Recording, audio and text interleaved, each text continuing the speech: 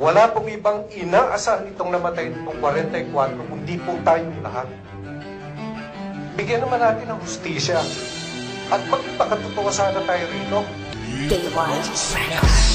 Ako'y isang subkomando, may simpleng katauhan. Pangarap mairaos sa pamilya dun sa kahirapan, at handang ibuwis ang buhay sa ating bayan. Ang ating namin makamit ang kalayaan, at kami ay lagi nasa inyong harapan. Kutamaan man ng bala sa ulo at katawan, ito'y iindahin ang sakit pasaan. Di ako susuko, ako'y maglilingkod pagkat ito ang pinangako. Magsilbi sa ating bayan at wala na alinlangan. Basta tayo nasa tama, di sila uurungan. Sa gabi kaya ka baril, hindi aking asaw. Katabi sa pagtulog, hindi aking anak, kundi ang mga bala. At tangi ng sandata ay tiwala at dasal na mayroon lumang litrato ng aking minamahal. Kung labag ang pumatay, sige patawad ang lubos. Dahilan sa ay may takot din sa Diyos. Ating kapulisan na handang lumaban, alang-alang sa ating bayang sinilangan. Tungkulin nila ay hindi nila tinalikuran.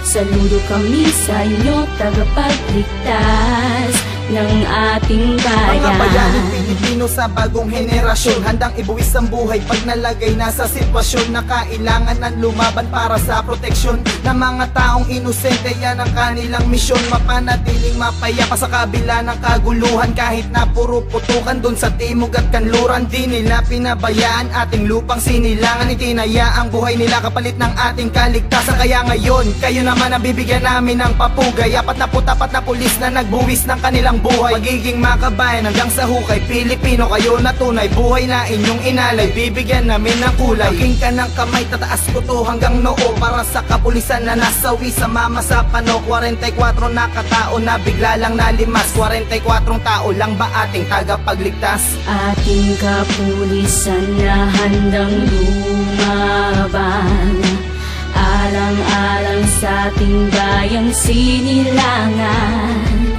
Tungkulin nila ay hindi nila tinalikuran.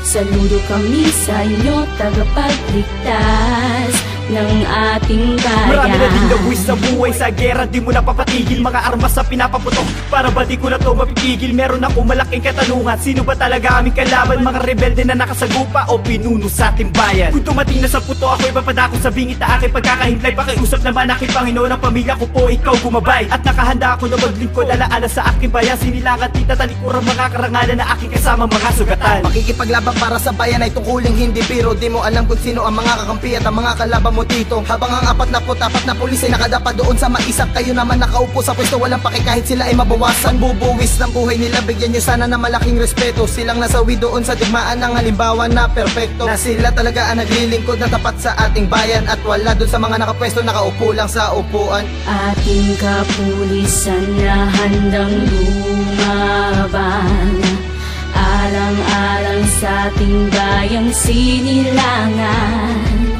Tungkulin nila ay hindi nila tinalikuran. Saludo kami sa inyo, tagapagligtas ng ating bayan. Ating kapulisan na handang lumaban, alang-alang sa ating bayang sinilangan. Tungkulin nila ay hindi nila tinalikuran.